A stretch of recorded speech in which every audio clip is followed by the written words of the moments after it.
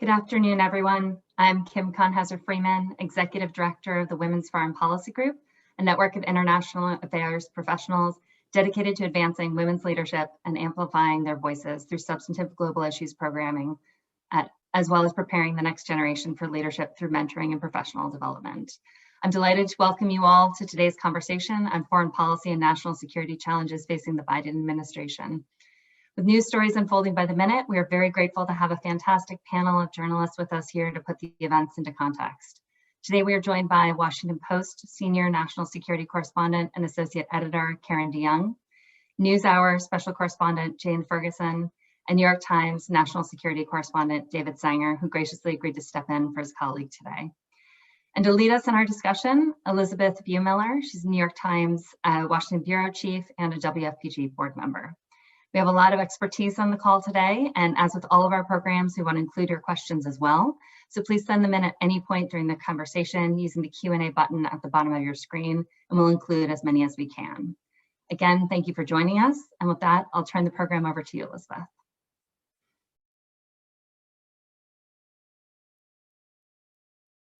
Thank you, Kim, and welcome everybody. And thank you, Karen and Jane and David, my colleagues. So there's a lot going on. It was the President Biden was just speaking to the Munich Security Conference. I know that David and Karen were covering it. And so the one thing he said, aside from that America is back, is that the U.S. was willing to sit down with the Iranians.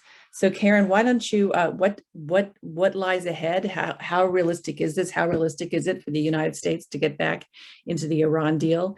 And isn't the Biden administration going to put try and improve on the deal, as they would say, and put some new restrictions on the Iranians? Thanks, Elisabeth. You know, the question has been ever since Biden said he was going to restart the talks, how was he going to do that? The United States and Iran seem to have just completely opposing positions, each one saying, if you do everything to go back to the deal, then we will, but you have to do it first. And so the question was, how were they going to start this? How are they going to approach each other with those really incompatible positions?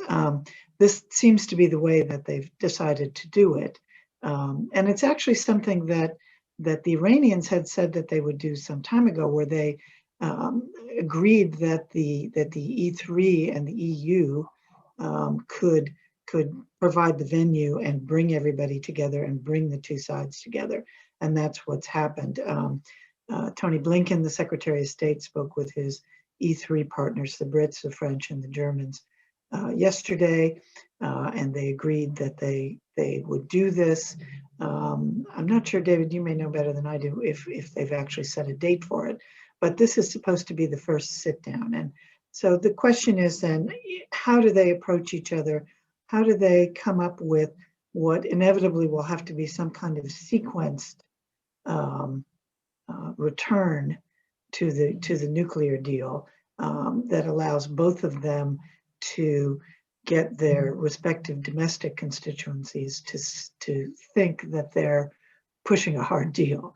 You know, there have been a number of proposals how to do that that have come from the Europeans, and it'll just be a question of whether they can find a way to do that. I think that this is obviously the first step. This is sitting down together. You've already seen a lot of members of Congress here say, wait a minute, Biden's again giving away the store. We had the Iranian foreign minister, who regularly tweets, had tweeted again this morning and said, great, so all sanctions that were imposed by the Trump administration after they withdrew from the deal, which were not only those that were reimposed that had been taken out as part of the deal, but a whole slew of new sanctions covering nuclear activities and a whole lot of other things. As soon as all of those Trump sanctions are lifted, we're there, and we will, as he said, immediately reverse all the remedial measures that we've taken. So they start on completely opposite sides of the table. And the question is, can they come up with ways that will allow them to get closer together and eventually make a deal? Let me, thanks, Karen. Let me ask just David quickly. David, you have been chronicling the Iranian, uranium buildup, and their in the last 4 years. Can they go back? I mean, can they stop producing the material they're currently producing now? Are they willing to do that? Aren't there all sorts of issues and problems with this? Well, there's certainly a lot of complications, and let me just say it's great to be back with the Women's Foreign Policy Group and back with Karen and Jane and with you, Elisabeth. I agree completely with Karen that the first problem is the sequencing issue. I actually think that's pretty solvable, but I think the problems that follow after that are going to be even harder. I say the sequencing is solvable because the same issue came up when they had to debate how they would actually go implement the 2015 deal. And one way that Javad Zarif, the Iranian foreign minister, has talked about solving this, again, is setting a date at which point certain sanctions lift and certain activities, go back. And that's exactly what they did 5 years ago. And then you set another date and do more of them. And that seems pretty acceptable to people I've spoken to in the administration, although I'm sure there'll be complications. When I said I think there are harder issues, here's what they are. Karen alluded to one of them, which is that there are a lot of sanctions that the US has placed on Iran in recent times that they have not called nuclear sanctions, but they looked a lot like the sanctions that were placed initially on the nuclear program. They're either for terrorism or they're for missile launches and so forth. And if the US lifts all of those, they've also gotten rid of their leverage to do what Tony Blinken says he wants to do next, which is have a deeper and longer agreement. And it's interesting that even the architects of the 2015 agreement, in Tony Blinken, Wendy Sherman, others, have all conceded that the agreement now needs to be lengthened. It would basically, all the restrictions would be lifted in 2030. That's only 9 years from now. It looks a lot closer than it did 6 years ago. And they need to be deepened because the missile program was never really restrained under the old agreement and under the UN sanctions. And clearly that needs to be. The problem is if you go back to the old deal, what's the incentive for the Iranians to go beyond it? Almost none. I think the second big problem is that Iran's got politics as well and a presidential election coming up in June. The lead candidate right now is a former Iranian Islamic Revolutionary Guard officer. The IRGC would love to win this back from the Rouhani administration and take a far harder line. And I think it's going to be difficult for anybody in that election to go look like they are bending to the Americans between now and June. So I think that's going to be a big problem. The actual uranium enrichment steps they've taken so far are pretty reversible. So I'm not that worried that they could do it if they decided they wanted to, but they're not going to want to give up all their leverage either. Okay, so just one quick before I get to Jane. So what kind of a timetable? Let's look ahead. Are we talking about a year before there might be a new deal, or the end of the Biden administration? I mean, how realistic? 6 months? I think it's realistic to think that within 4 to 6 months, depending on whether they decide to do it before or after the Iranian election, and that's a big point of debate inside the White House, you could see the outlines of how they would get back to the old deal. But I actually think getting back itself is going to be the full employment program for me, Karen, and Jane. Right. This will not be the last we hear of this for 2021. Okay, let me switch countries now and then go to Jane. Jane, you spent the month of January in Afghanistan. It's beautiful there this time of year, right? And I was very curious what you found, because obviously Biden is facing a big May 1st decision about whether, there's only 2,500 American troops left there compared to close to 100,000 10 years ago. But he has to make it big decision about whether just to pull them out entirely or,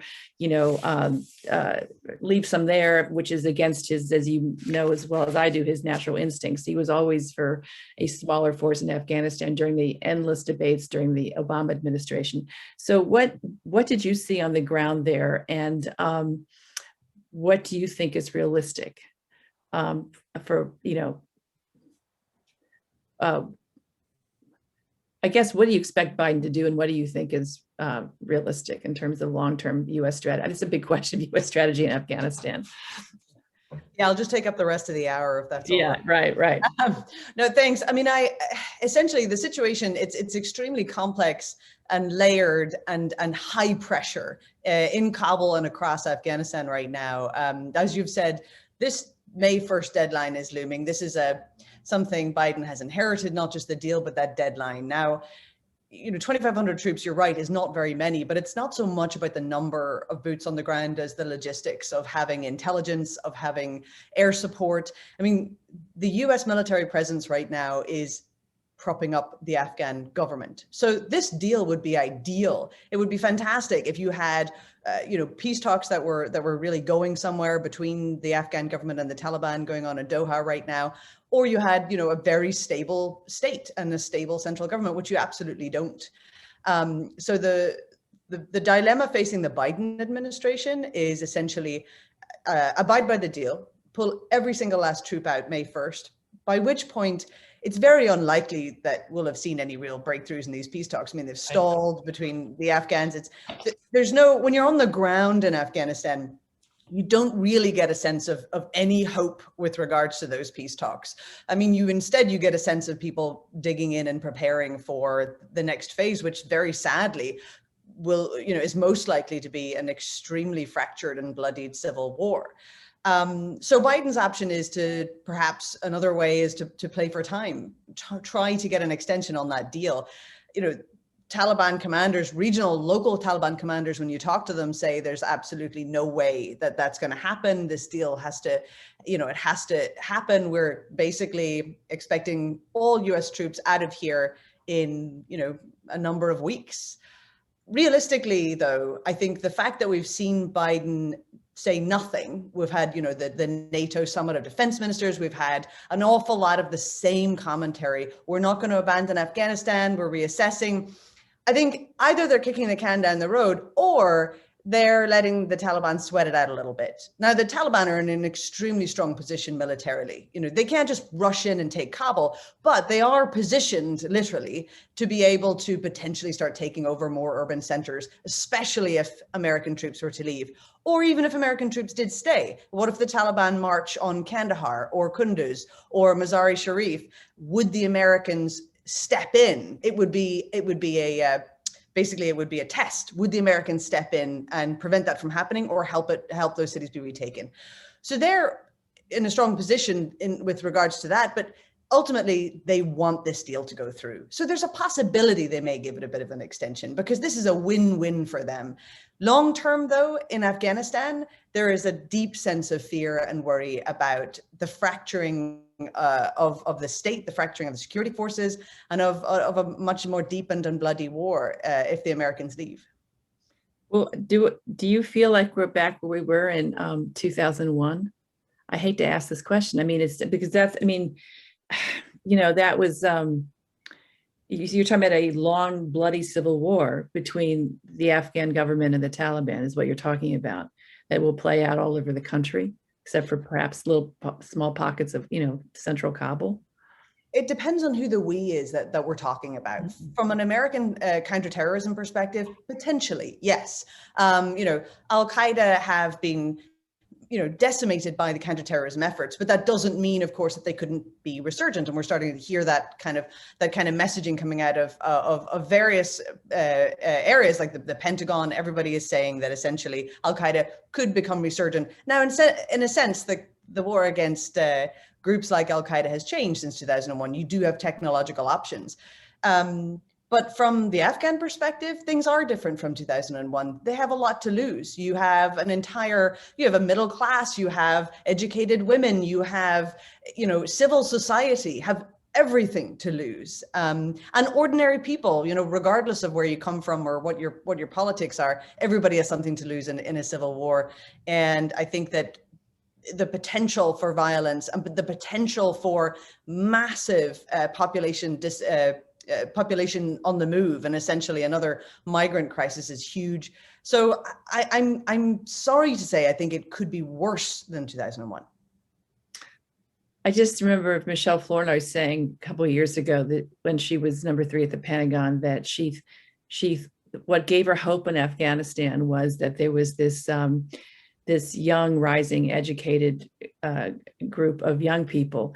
But it sounds like, and I always wondered if she was right about that, but it sounds like, you know, maybe not. Anyway, it's very depressing. I was in Afghanistan in 2010 when there were, 20,000 Marines in Helmand province, and they had pacified it, but, they pulled out and it's back where it was, and then a lot of Americans and a lot of Afghans have died. So, and that group that you talk about, it does exist, and it's bigger than ever. Educated professionals, civil society, and they're now being picked off by an assassination campaign. There's an incredibly terrifying assassination campaign across Kabul and other urban centers in the country that is picking off those people. Now the Taliban deny it. And it isn't likely to be only the Taliban, although I do think that they're likely to be responsible for a large proportion of that. But it does just go to the point that you're making, that that section of society is clearly incredibly vulnerable at this crossroads.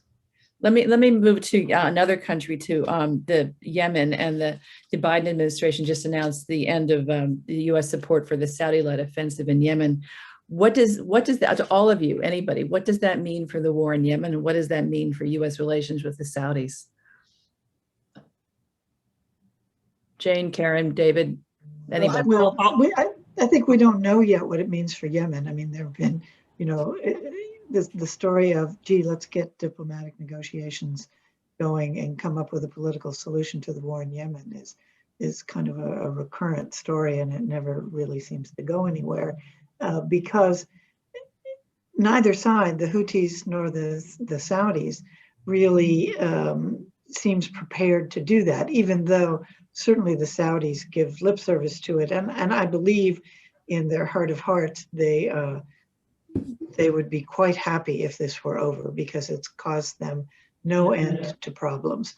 If it could go back to the way it was before, where the Houthis were a sort of regional force, a northern tribe, and kind of stayed out of the way and let Saudi allies run the rest of the country. But the Houthis now control quite a bit of the country, and certainly a lot of the population centers. So the Biden administration has said this is a renewed effort. It's put the screws on the Saudis, saying, we are not going to help you do this anymore. We'll help you defend yourself from these missiles that are coming over the border, and which they attribute to Iran's help of the Houthis. We will help you defend yourself against Iran, but we won't help you with offensive operations anymore in Yemen. I think that the sort of conventional wisdom, at least in Washington, is that the Iranians, of all the places where they have proxy forces fighting wars, that they are probably willing to some extent to trade away the Houthis if they feel like they get enough for it. So, there is, some people think, a new and better basis now for negotiations, but we'll have to see, because everyone has been disappointed many, many times before. And of course, with the Saudis, the Biden administration, right from the start, has said, we're not going to have the same relationship with Saudis that the Trump administration had. Biden, during the campaign, called them a pariah state. He has not spoken with King Salman yet, made it clear that he will not talk to the Crown Prince. He will only talk to King Salman as his counterpart. And there are stopped weapons shipments. Saudi Arabia is the biggest customer for weapons purchases that the United States has. So there are things in the mix. The question is, whether, and of course they lifted the terrorism, state-sponsored, the terrorism designation for the Houthis, which a lot of people said was going to prevent humanitarian aid going in there. So again, a lot of things are happening. Whether that can get over what has been for years a considerable hump toward any political progress in this place, I think remains to be seen. I agree. Yeah. Sorry, I was just going to say, I agree with Karen there on the likelihood of Iran potentially making this something that is a negotiating point. And the Iranian relationship, when you're talking about proxies with the Houthis, is nothing compared with groups like Hezbollah. You don't have the same historical, religious, and cultural ties. In many ways, it's highly likely that this war has kind of pushed the Houthis closer to Iran, and it's been a strategic blunder by the Saudis in that regard. But the only thing I would add would be that I do agree that neither side seems ready to truly sit down yet, and especially given this new offensive on Marib. I mean, the Houthis clearly want to be in an even stronger position for any potential talks. And I think that it's unlikely. I think if the Marib offensive is truly underway, it's unlikely they're going to halt that ahead of any talks. Let me move. Only thing I'd add to that, Elisabeth, is that I think the relationship with the Saudis is about to get a lot worse. As soon as next week, we're probably going to see the release of at least the executive summary of the intelligence findings about MBS's complicity in the murder of Khashoggi. This is a report that, while it leaked out almost as soon as it was written, the Trump administration went about great efforts to keep it sealed away, because they had promised that if there was evidence that MBS had been a piece of this, then there would be consequences, and they didn't want them to be consequences. At one point, President Trump even said, "Why would we implicate them? We sell them a lot of weapons." Well, now we don't sell them a lot of weapons, as Karen and Jane have pointed out, and it's going to raise a really interesting question. If you have implicated the leader of a foreign country in the murder of an American resident, how does that leader ever come to the United States? Might the Justice Department be able to indict him? When we raised this issue with members of the Trump administration, they just wouldn't engage it. But once that report is out, the pressure to move to the next step of indictment is going to be pretty high. Let me move on. We've got about 10 minutes left before I'm going to open up for questions. So let me ask about, David, about the Biden approach to Russia, how different it is from the Trump administration, and also about the SolarWinds hack, and how that has affected relations with Russia. Well, I think SolarWinds, Elisabeth, is going to be the first big test of what Biden's willing to go do to punish Putin. And his wording in his speech at the State Department the other day, that the U.S. is no longer going to roll over to Russian aggression. And then his wording again at the Munich Security Conference this morning, where he basically urged a common approach he didn't use the word containment, but that was basically what he was discussing. When he referred to Putin, he referred to him only by his last name. He never even said President Putin. He never said Vladimir Putin. He just said, we're going to deal with Putin. SolarWinds raises all kinds of issues for the U.S. The first one is, how hard do you push back? And if you do, what's the risk of escalation? That's a complicated issue right now, because as Ann Neuberger, the new Deputy National Security Advisor for Cyber, said at the White House, I think on Wednesday, we don't fully understand where in their networks they are.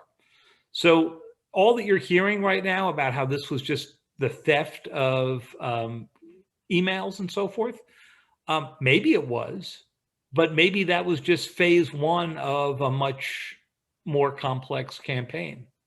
And so Biden is caught between rhetoric about being tough on Russia in general, about Ukraine, about its aggression against other nations in Europe, and certainly about SolarWinds, but also not being able to risk escalation if he doesn't know how fully they're in our networks. That's a real dilemma. And I think this is going to be one of the most fascinating dynamics in foreign policy this year. Okay, so let me move then quickly to China and ask now what you haven't done you haven't finished that Biden China story, have you? On Which of those stories? There are so many. I just remembered it's on my list still. Where's that Sanger Biden China story? It's Anyway. probably next to your list of where are those other Sanger stories he hasn't delivered yet. All right. So now this is your chance. Why don't you tell us what you were going to tell us in that story? That what the you know the bottom the framing of that story was that there isn't going to be that much of a change on China policy. That the Trump the aggressive approach to China is not going to go away, although the rhetoric might soften a bit. I'd be interested to see what Karen and Jane say on this. I think the diagnosis on China is very similar between the two administrations. I think the prescriptions are quite different. Trump's approach was, we're just going to throw on tariffs and that'll force them to do a deal. Biden has consistently gone back to issues of human rights, of the use of technology to suppress free speech. He's not said, in the Trump era, it was, if you buy Huawei, we're going to cut off your access to intelligence. I think the Biden administration is saying, we can't argue for banning Chinese technology until we have something to offer in competition. And that's why you're seeing him talk so much with the Europeans and others about building that up. Karen and Jane, you want to add something to that? I can say that, I agree with David. I think that the Biden administration wants to be strategic and believes that the Trump administration was purely tactical. They think that there was no strategy. They've been pretty slow to go about how to address things like tariffs, like sanctions, and in fact have said specifically they're not going to do it yet. They're not going to do anything yet. They're going to consult with allies. They feel like there's strength in numbers, that economically, together with Europe,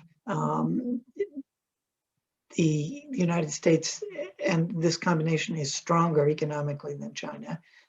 They are going to, although they haven't said it directly, I think they're going to go back to the sort of one China parameters with Taiwan, while giving a lot of lip service to Taiwan, being a great democracy and a great friend and all of that. So I think that, again, it's, while the Trump administration, certainly in the final days, if you listen to Mike Pompeo, who never shut up about it, does not want to make this an ideological struggle, because they think it's a competition. It's an economic competition. It's a hegemonic competition. It's not an ideological competition, because I think Biden firmly believes that ideologically we have all the best cards. And he also believes that that's not what China's about. China is not trying to establish little communist parties all over the world. China's trying to make money and to build its Belt and Road Initiative and to assure it has markets for its own goods and all the natural resources that it needs for its own people. So they come at it from a different direction, and they're still in a bit of, I don't want to say stasis, because I think there are tons of meetings and everybody's talking about it, but they've been pretty standoffish in saying, look, we're not going to rush out and do something until we figure this out. Let me go to Jane with a big question, which is, can the world trust the United States again? After there's a lot of, Biden's in now, but who knows will you guys do something crazy again and elect another Trump, or can he be reelected, or Ted Cruz, or probably not Ted Cruz right now, but it's been head spinning the difference in our presidents over the last 10, 15 years. And, we are now watching, as we've discussed, the entire foreign policy of the United States basically turn on its head again and revert to basically, the third term of Obama or something like that. So what do you hear from people who you speak to about the United States as the world's leader, and whether this is a... It was interesting being on assignment around about the, headed towards the inauguration date, because you do find leaders and diplomats and senior government officials more likely to talk to you more frankly, even off the record. People have been pretty scared over the last couple of years, but I do think that the damage is serious and very long term. And I think that there'll be a difference between what people say officially and that sort of level of almost subconscious impression as to America as an ally abroad. I mean, when we look back over the last few years, we're looking at what happened with the Kurds. The Iraq's Kurds and Syria's Kurds came up in conversations with people in Afghanistan. And these conversations are being had. I'm sure, whether you're in Abu Dhabi or Riyadh right now, there's a lot of concern. I mean, I do think that the massive swings have a huge impact. I mean, America's foreign policy now going forward, and has been for a long time now, it has been to turn away from, the failed policies of any kind of like regime change, massive troop surges. So a lot of, if you're looking at counterterrorism or strategic moves around the world, you're looking at working with groups, sometimes governments, sometimes armed groups, sometimes certain militaries. This is, for people like that, it's extraordinarily risky to have an unreliable partner. And I think that makes life harder for American diplomats going forward, especially when you're living in a world where you're jostling with Russians and Chinese and, where potential allies have some options. I think that the psychological impact is very serious and will be very long lasting. I'd be interested to see what David and Karen are hearing as well from our allies about this. Well, what I hear the most is not that they don't trust Joe Biden. They know Joe Biden, and dealing with him is like putting on a set of familiar slippers. They know exactly what it's going to feel like, what it's going to be like, what he's going to say is very predictable. Their fear is that even if Donald Trump doesn't run, somebody who represents the worldview of Donald Trump could well end up winning in 2024, and that a Congress based on the views of Donald Trump could easily be back in 2 years. Remember, Obama lost Congress just 2 years in. And so then, the question is, if you're the Iranians, are you signing up for an agreement for just 4 more years, or maybe 3 more by the time you get to it? If you're the Europeans and you settle on an agreement on containment of Russia and agree to get rid of Nord Stream 2 and, it's their gas pipeline project and so forth, does that all go away? And so there's a question of constancy. And when you get American officials and you put this to them and you get them off the record, what they all say is, hey, look, that's American democracy. I can't guarantee them who's going to win the election in 4 years. So they just have to sort of roll with that. And I'm not sure they're all that comfortable with it. And you hear it and see it in Macron's discussion of the need for greater European sovereignty. Basically, he's saying an absence of dependence on what's happening in Washington. I think that one of the things that Jane said is very important, that everybody knows that they have alternatives. If Saudi Arabia, if the United States insists that in order to start a nuclear power program, that it signs an agreement promising never to enrich uranium, well, there are other places to buy your reactors, and there's other places to do this. There are other places you've already seen in the Middle East. The United States didn't want to sell armed drones.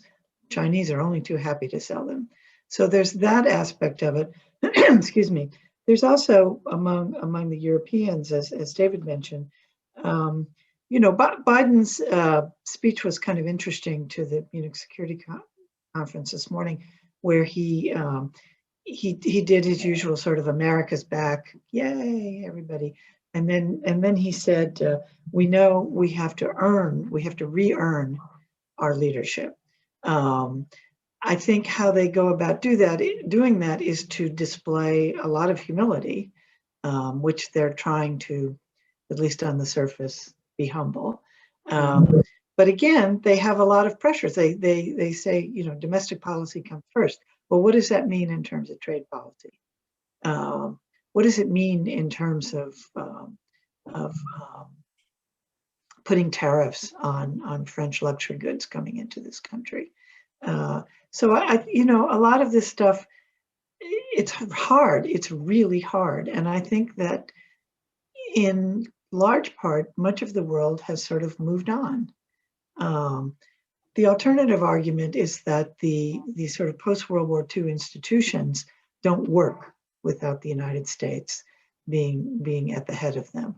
The dollar as a world currency, that's not going to change anytime soon, no matter how many people would like to change it.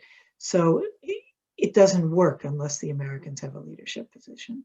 So that's the other side of the coin, as you see all of these people saying, well, what are we going to do if your politics do a 180-degree flip-flop yet again? What does that do to our own politics? A lot of people in our countries don't trust the United States anymore. As David said, you know, everybody likes Joe Biden. Nobody's scared of Biden. Everybody thinks he's smart. All the people that he's put in office, oh yeah, we know those people. They're fine, they're smart, they're not going to do anything outrageous. They'll listen to us.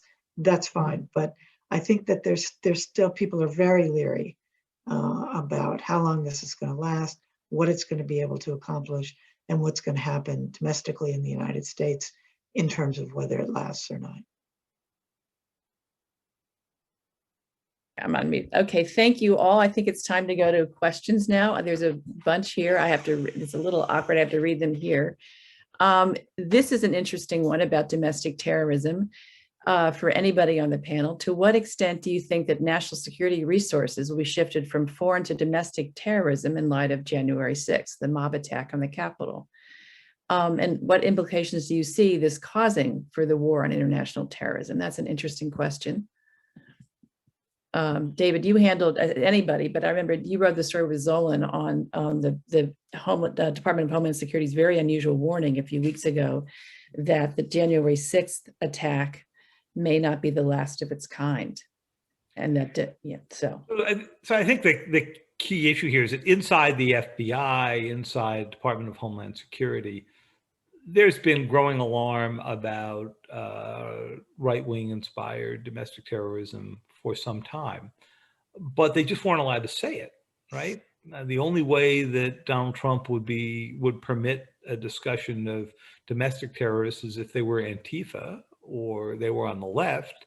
And remember his discussion during the protests in front of the White House, where he went out to the church with the Bible and so forth. That was the same days that he was considering, you know, whether or not you could bring the military in to go put all of this down. And the view inside DHS and FBI was he's not looking at the right problem. So what's happening now is that with Biden in, all these old memos that were written and never really circulated in 2020 are all beginning to surface. The big question is, can you do that and focus on foreign terrorist threats at the same time? I don't see any reason why you can't. The FBI is fundamentally a domestic organization that was forced into the foreign terrorism business after 9/11. DHS is certainly domestically focused. We ought to be able to go handle both issues, and we're not the only country that has to. So I think it's kind of a false distinction, you know, about whether or not we could go do the two. okay.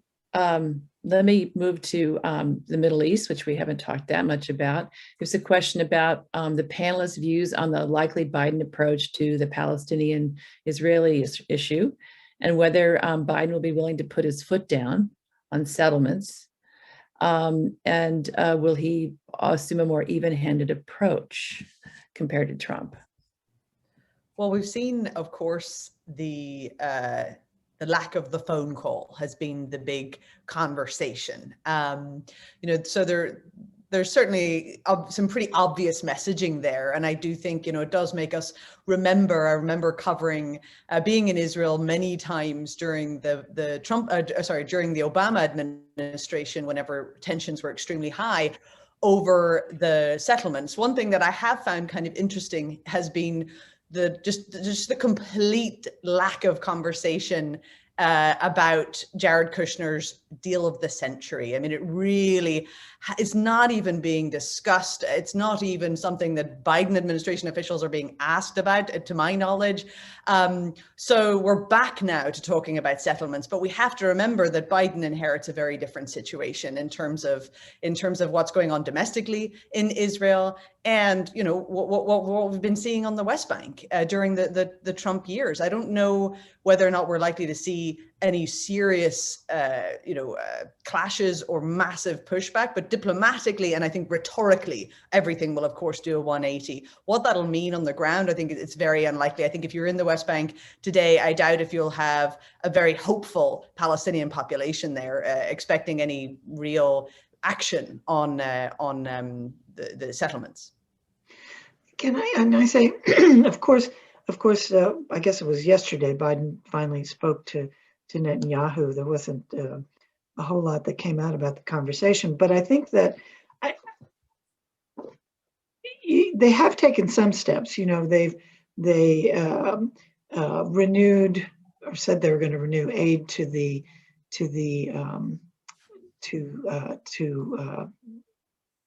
UNRWA, to the Palestinians. They have encouraged, as usual, talks going on. But I think that they have said, yes, we think the Abraham Accords are a good thing, and we plan to continue it. There was an interesting exchange at one of the State Department briefings last week where someone said to the spokesperson there, the Trump administration said that West Bank settlements were not illegal. Is that still your position? And of course, the last we had heard about that prior to Trump was in the really final days of the Obama administration. There was a UN resolution, Security Council resolution, declaring settlements illegal, and the Obama administration, for the first time ever, U.S. Administration abstained from that vote, allowing it to pass. And so it is the position of the Security Council that settlements are illegal. The Trump administration unilaterally said, no, they're not. We don't think they're illegal. And so what is it? And the spokesperson kind of hemmed and hawed and really never actually answered the question. I don't know if they're maybe waiting to see what happens with Netanyahu, if there actually is a change of government in Israel. And so there's no point in pushing ahead with any of this right now. I think that they feel like they have a lot of other fish to fry in the region for now, and there's no point really in concentrating on this. They are not, although they have restored aid to the Palestinians, they have encouraged the Palestinians to talk. They're fully cognizant of the fact that Palestinian leadership is in a difficult position right now, and so it doesn't behoove them to be pushing them to do something that they're basically not going to do. Thanks. I have another question here. What changes should we expect in the US-UK relationship going forward post-Brexit? What weaknesses in the relationship, NATO defense spending, a new trade deal, et cetera, do you see as hindering the alliance most? Anyone? I'll just give a brief answer, and I'm sure our other panelists will have more insight into this. I think there is a sense within this administration that the great Brexit crisis that we all feared, is just going to become the background noise at this point. That it's probably not going to affect the NATO relationships and the intelligence relationships they worry about the most. And that while the trade relationship is important, Britain is not such a huge supplier and trading partner, that it may actually work to American advantage on the kind of technology cooperation that we were discussing before to deal with China, and that may be useful. But I don't think at the end of the day that the relationship in its fundamentals is going to change all that much. I think the problems for Britain are going to be much more with working out border arrangements, trade arrangements with the Europeans. And I think the US is sort of going to shrug it off and call it a self-inflicted wound. The only little thing I would add about Brexit that is interesting, but it's very niche for foreign policy, is Northern Ireland. And it is interesting to see this kind of upswing in almost kind of optimism amongst Sinn Féin and the Republicans that, you know, Biden might be more amenable to supporting a push for a united Ireland, which could you know, be hurried along because of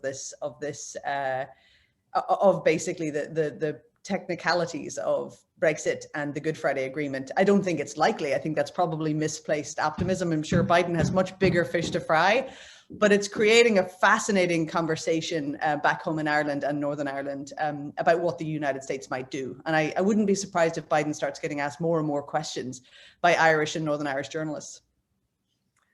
Speaking of Brexit, Bill, speaking of NATO, let me ask, Biden announced, he mentioned this morning, I believe it was, that he was, you know, reviewing had stopped or put a halt to the withdrawal of 12,000 American troops from Germany. What do you expect to happen in the future? Do you expect that those troops will stay in Germany? You know, what will be our NATO posture towards Germany? You know, it's talk about how rapid and abrupt switches of administrations have a cost. The Trump administration theoretically spent all of last year on a forced posture review. Which troops should be where? Should we keep these troops in Africa? Should we keep these troops in Asia? Should we keep these troops in Europe? And where should we be?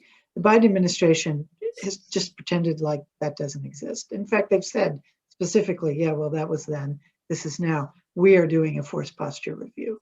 And so every change that was announced by the Trump administration has just been not totally canceled, but basically said, yeah, we're not going to do that. We're not going to do that now. You know, are they going to move 12,000 troops out of Germany? I doubt it very much. It has a symbolic value, obviously. It has a forward positioning element, being closer to the east, but it also has major infrastructure resources. Virtually all of the U.S. NATO healthcare. Everybody who gets wounded or sick in Afghanistan or Iraq or any place farther east ends up back in Germany. It has a major air base. Everybody who flies out to those places transfers in Germany. And so all of those things are still going to be there, and it would be enormously costly to recreate them somewhere else. I think the Belgians are not interested in having the additional troops that the Trump administration had proposed they would move from Germany. Nobody could see the reason for it other than despite the Germans, which was Trump's primary reason for it. So, you know, would there be some kind of minor positioning and maybe even a decrease? Maybe, but I think there won't be any huge changes along the lines that Trump proposed. It's pretty hard to tell Putin that you're getting tougher on him, and while at the same moment you are pulling troops out of the core of NATO. They could move some back to Poland, move some more to Poland, move a few back to the Baltics, you know, that kind of rearrangement. But the trade that seems to make sense to me here is more troops, fewer nukes, right? That to get the tactical nuclear weapons out of Europe where they serve zero strategic purpose that anybody can explain to me, and to put that money into the ways the Europeans actually are getting attacked every day, which is mostly by cyber, would seem to me to make more sense. Which brings me to, I think, one of my last questions. You made me think about it with the German troops. If you're Vladimir Putin right now, what are you thinking about the United States and Biden? Are you nervous? Do you feel like you had a great coup with Trump? Do you feel like you have, do you feel like you were successful in causing doubt about America around the world? Or are you worried, are you worried about Biden and what is coming ahead? You don't, there's no right answer here because you don't know. I'm just curious what your opinions are. My guess is that he thinks it's going to be more expensive because of the troop side of this. But he also thinks that he has been wildly successful for the past 4 years. Out of a tiny investment in trying to disrupt the 2016 election, he tied us up in knots and, got every conspiracy theory going. He's now pumping the conspiracy theories in about what the COVID vaccine causes, not his COVID vaccines, just our COVID vaccines. He's now fueling every conspiracy theory about the legitimacy of the Biden administration. And so, this, the real test for Biden is going to be, to my mind, how do you develop a long-term strategy for China, which is truly a long-term issue, and Biden referred to it that way, and a short-term strategy for Russia, because it's fundamentally a disruptive, but seriously disruptive power, but one that doesn't have much of a future. And to my mind, that's the real balancing act of the Biden administration, doing those two at the same time. Karen or Jane, last thoughts? I have some home renovations. My neighbors have decided to just do this hour, so but I would say, just in terms of disinformation campaigns, I still think, regardless of a change in the White House, America is still extraordinarily vulnerable to this. I mean, everything we've seen from windmills are to blame for storms in Texas or for power grids, cutting out in Texas. I still think, if you were Vladimir Putin right now, you'd be looking at the United States online and thinking that, fomenting political strife is remarkably easy to do right now. Well, and I think too, Putin has his own problems right now. He has growing domestic problems. I think that the Biden administration is trying to figure out how it can best exacerbate those problems for him. Part of it is also the U.S. conversation with Europe, because the Europeans, in varying degrees, have a different relationship with Russia than the United States does. And I think what Biden has said is, we want to have the same posture, and they need to figure out how they're going to do that.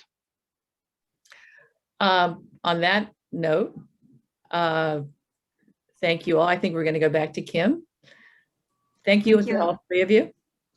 And thank you, Elisabeth, and to all of our speakers, and to all of you who are joining us today, and for your excellent questions.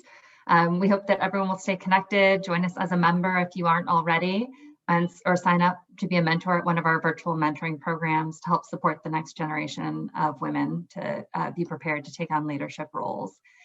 Thank you all again, and I look forward to seeing you again soon.